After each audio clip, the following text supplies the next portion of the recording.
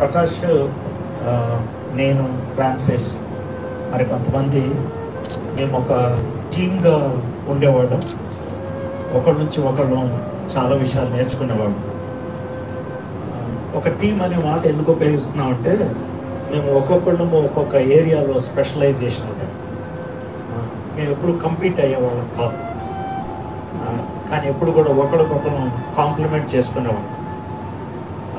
ముఖ్యంగా మేము ముగ్గురం కలిసి ఒక పుస్తకాన్ని ప్రింట్ చేసాం, ఫెయిత్ అండ్ ఫోకస్ అని. అప్పుడు ఎవరెవరు దేంట్లో బాగా ప్రాబల్యం ఉన్నవాళ్ళో వాళ్ళకి ఆ సబ్జెక్ట్ ఇవ్వడం జరిగింది. కానీ మేము అందరం కలిసి ఆ బుక్ని ప్రింట్ చేయడం జరిగింది. ఎందుకని ఈ మాట చెప్తున్నాం అంటే, క్రిస్టియానిటీలో, క్రైస్తవత్వంలో కాంపిటీషన్కి అవకాశం ఉండదు, కాంప్లిమెంటారిటీ ఉంటుంది. అంటే ఒకరికొకరు మనం సహాయం చేసుకోవటం అనేది ఉంటుంది, కానీ ఒకళ్ళనొకళ్ళు పోటీ తత్వం అనేది ఉండేది కాదు.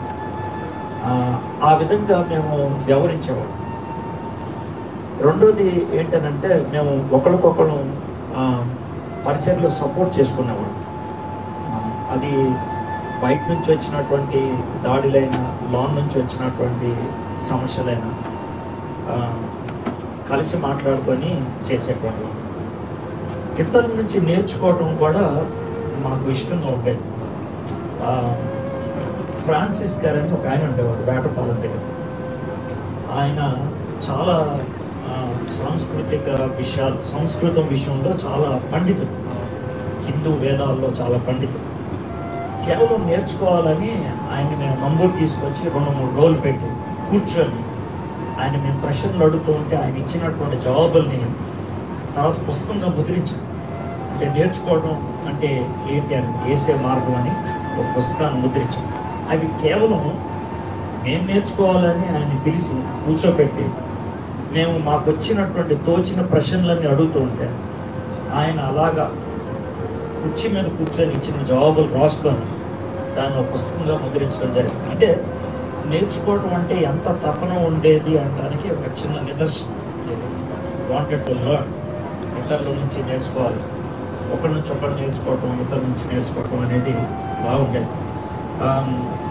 నా లైఫ్లో 2 వ్యక్తులు చాలా త్వరితగతిలో చనిపోయారు. ప్రకాష్ ఒకడు, ప్రవీణ్ పగడాలు. ఇద్దరి గురించి ఎట్లా చెప్పగలనంటే, ఇద్దరు నా ముందు బచ్చాగాళ్ళు. ఇద్దరు కూడా నా ముందు బచ్చాడు.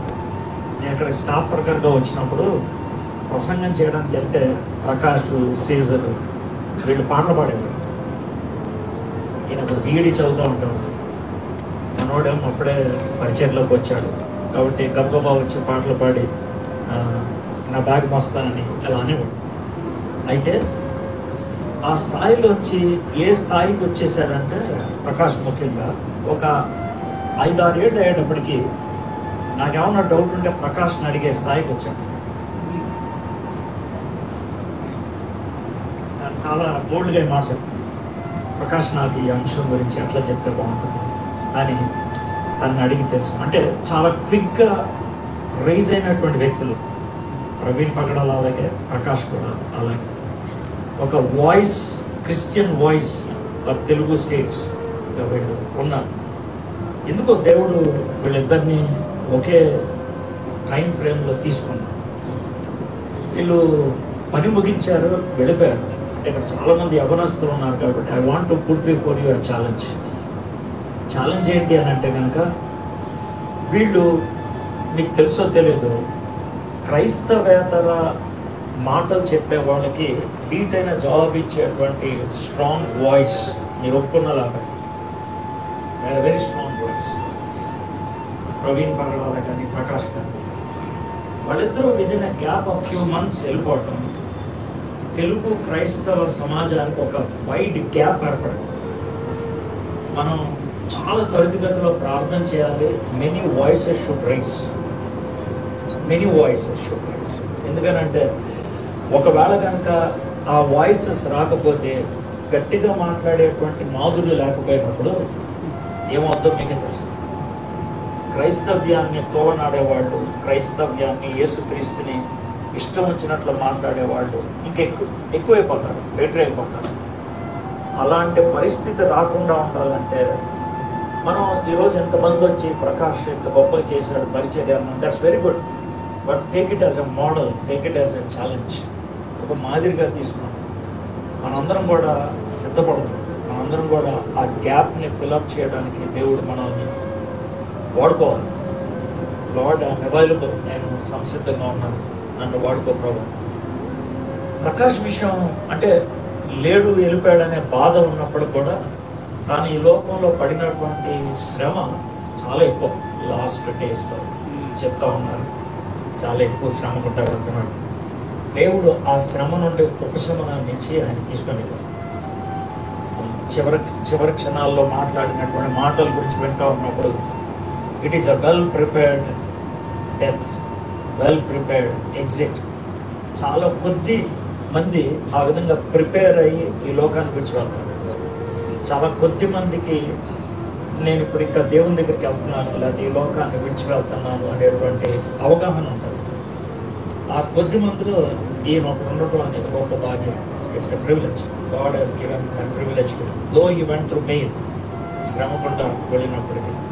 So we need to pray for a death which is well prepared even for us. మన విషయంలో కూడా అది. So Prakash is a great friend, మంచి మిత్రుడు. చాలా విషయాలు కలిసి మాట్లాడుకుంటాం. We learned a lot. ఈ బ్యూటీ ఏంటంటే చాలాసార్లు నేను వాదించుకున్నాను.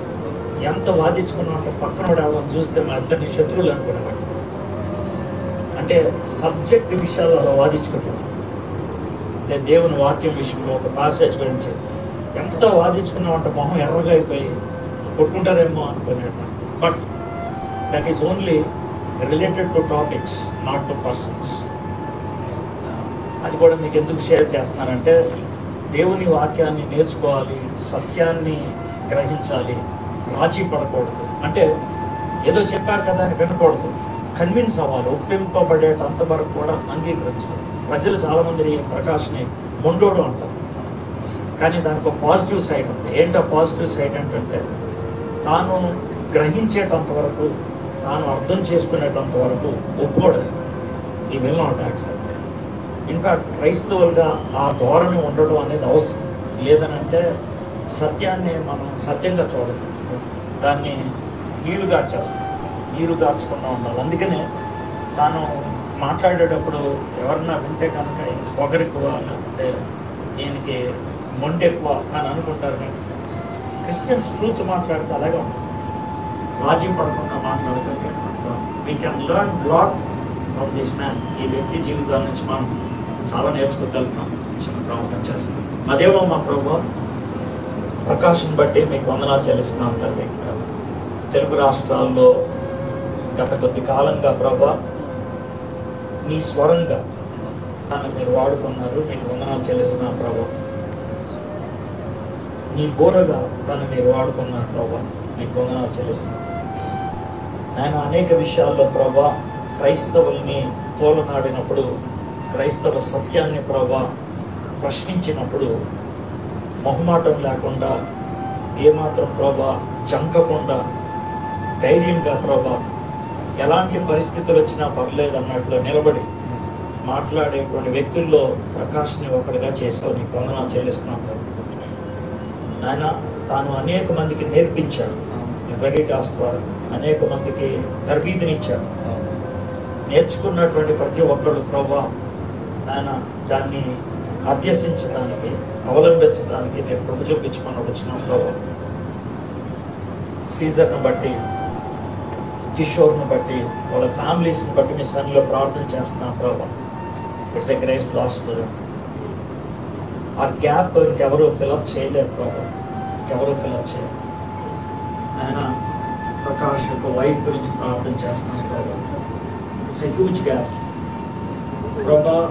మీరు మరణం యొక్క ఆవేదనని మీరు అనుభవించి చూశారు.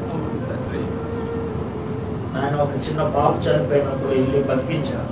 నయీన్ అనే ప్రాంతంలో ప్రభా విధవరాలు కుమారుడు చనిపోయినప్పుడు కరుణించి మీరు తిరిగి లేపారు.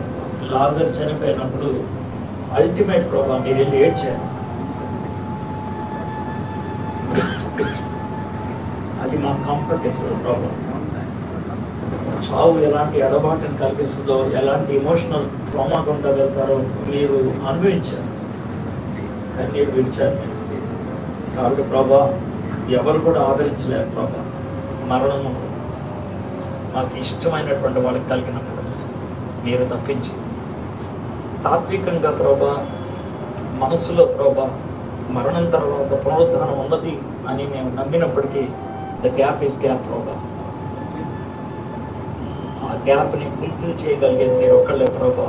మీరు సహాయం చేయమని అడుగుతున్నాను. ఇంతమంది ఇక్కడికి వచ్చి ఇలాగ చూసి వెళ్తూ ఉన్నప్పుడు ఇట్ స్పీక్స్ ప్రభా. ప్రకాష్ ఎంత పరిచయం చేశాడు, ఎంతమందికి ప్రభా నీ వాక్యాన్ని అందించాడు. Thank you so much for his life. Thank you so much for his life. Thank you so much for all the gifts you have given to him, and he fully used it for your glory and for your kingdom. మీకు వందనాలు చెల్లిస్తున్నాను తండ్రి. సమస్త ఘనత మహిమ మీకు ఆరోపిస్తూ మేమందరం ఒకరోజు కలుసుకుంటామనేటువంటి నిరీక్షణతో క్రైస్తవులంగా నాయన మేము ఒక వ్యక్తి మరణించినప్పుడు తిరిగి కలుసుకుంటాడనే నిరీక్షణ మాకుంది ప్రోగ్రాం. క్రీస్తు యొక్క పునరుద్ధానం బట్టి ఆ నిరీక్షణ మమ్మల్ని ధైర్యపరచగలిగినట్లు కృప చూపించమని యేసు నామములో ప్రార్థన చేయించున్నాం తండ్రి.